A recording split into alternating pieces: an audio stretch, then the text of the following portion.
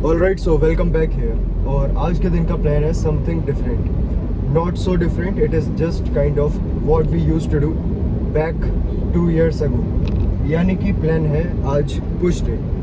Push day का मतलब ये है चेस्ट, शोल्डर्स और ट्राइसेप्स, और ये तीनों मसल ग्रुप्स आज ट्रेन होने वाले हैं। इसीलिए क्योंकि लास्ट लेग सेशन के बाद हमारी बॉडी में काफ़ी फटीग बिल्डअप हो चुका है, और लास्ट लेग सेशन जो हमारा था वो ऑलमोस्ट 1 week से लेके 10 days के ब्रेक के बाद हमने लेग्स ट्रेन करे। और जो हमारा लास्ट लेग सेशन था वो था परसों, यानी कि yesterday we took a rest day. It was not kind of a complete rest because we have to travel somewhere, तो activity levels काफ़ी high रहे कल के दिन, and because we had to travel on urgent basis, so there wasn't any time to train yesterday. तो अभी कुछ recent दिनों से my training history has not been so consistent, और ये धीरे धीरे ही बिल्डअप होगा। तो एक चीज़ बिल्कुल क्लियर है, we have to get back to in a locked in state, and इस so called locked in state का मतलब यही होता है to get back to discipline, जो एक डेली रूटीन हमारा पहले था।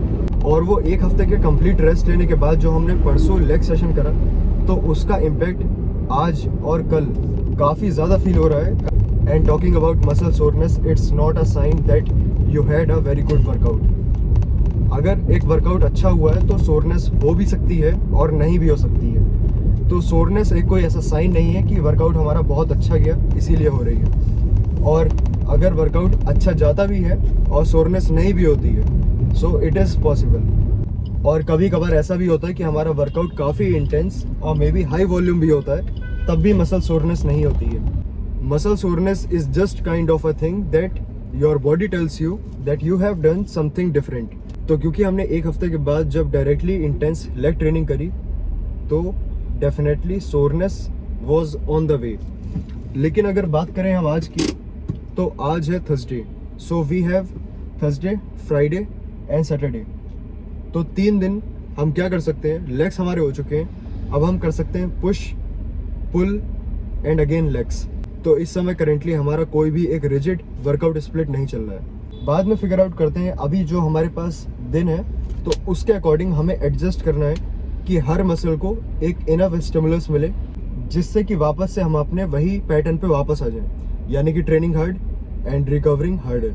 तो आज प्लान है पुश, और ये काफ़ी नॉस्टैल्जिक सेशन हो सकता है क्योंकि हम ऑलमोस्ट 1.5 या 2 साल बाद ऐसे एक specifically push pull legs routine follow कर रहे होंगे।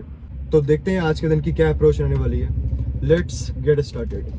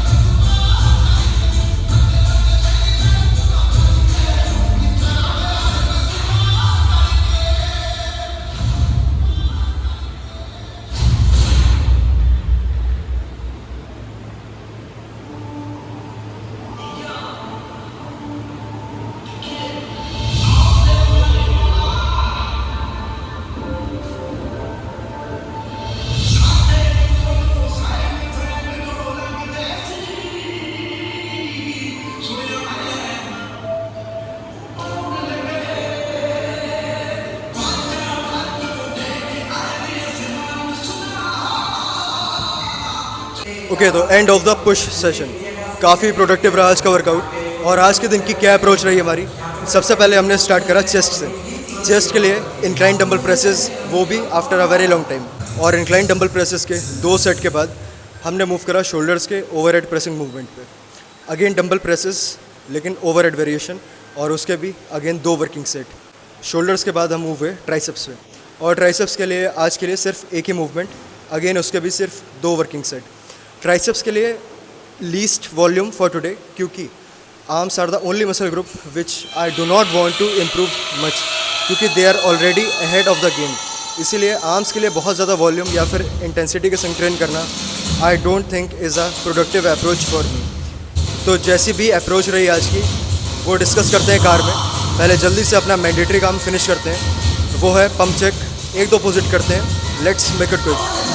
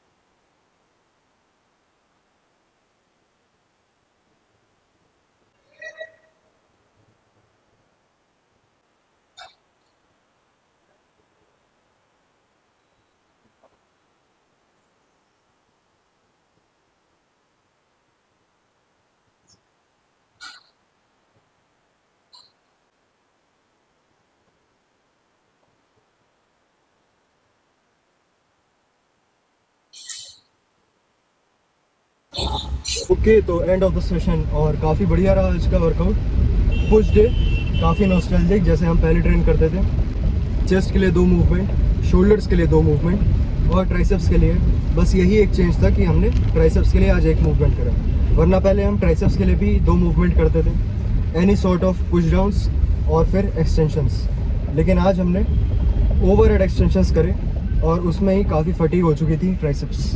और ओवरऑल हमें एक ही मूवमेंट में उतना स्टिमुलस मिल गया था जितना हमें 2 मूवमेंट में मिलता। तो इसीलिए अगर हम ट्राइसेप के लिए एक और मूवमेंट करते हुए तो वो काफ़ी अननेसेसरी और टाइम वेस्टिंग होता। जो हमारा मेन ऑब्जेक्टिव है दैट इज़ टू स्टिमुलेट, अगर वो कम टाइम में हो सकता है, एक मूवमेंट में या एक सेट में, so why to do more. I never understood this concept कि अगर हमें एक सेट में वो चीज़ मिल जा रही है तो उससे ज़्यादा करने की क्या नेसेसिटी है। लेकिन इसका मतलब ये नहीं है कि अगर suppose first working set failure के नियर नहीं गया या फिर उतना ज़्यादा इंटेंस नहीं था, so definitely it would be a need to take a second set. और अगर सेकंड सेट भी इतना प्रोडक्टिव नहीं जाता है तो इसीलिए थर्ड सेट होता है। लेकिन इसके पीछे ऐसा कोई भी ये कॉन्सेप्ट नहीं है कि 3 वर्किंग सेट करने ही करने हैं या फिर 1 वर्किंग सेट ही करना है। तो ये जो दोनों ही एक्सट्रीम अप्रोचेस हैं, बिल्कुल ही लो वॉल्यूम या बिल्कुल ही हाई वॉल्यूम, इन दोनों को मैनिपुलेट करना आना चाहिए। तो इन दोनों अप्रोचेस के बीच में जो पॉइंट लाई करता है, that is the sweet spot for me. That means not the very low volume, not the very high volume. और इंटेंसिटी की बात करें, that I do not compromise, कि personally intensity is the main fundamental of my training principles. तो चाहे आगे चल के नंबर ऑफ सेट्स इंक्रीज़ हो या फिर वर्किंग सेट्स डिक्रीज़ हो, लेकिन एक चीज़ जो बिल्कुल भी कॉम्प्रोमाइज़ नहीं हो सकती है वो है इंटेंसिटी। नियर फेलियर या फिर absolute failure. Absolute failure term theory में अच्छा लगता है लेकिन प्रैक्टिकली बहुत ज़्यादा पॉसिबल हो नहीं पाता है। Training near to failure is kind of possible और यही हमारा मेन ऑब्जेक्टिव रहता है हर सेशन में। तो एंड करते हैं आज के लिए यहाँ पे, मिलते हैं कल के नेक्स्ट सेशन के साथ।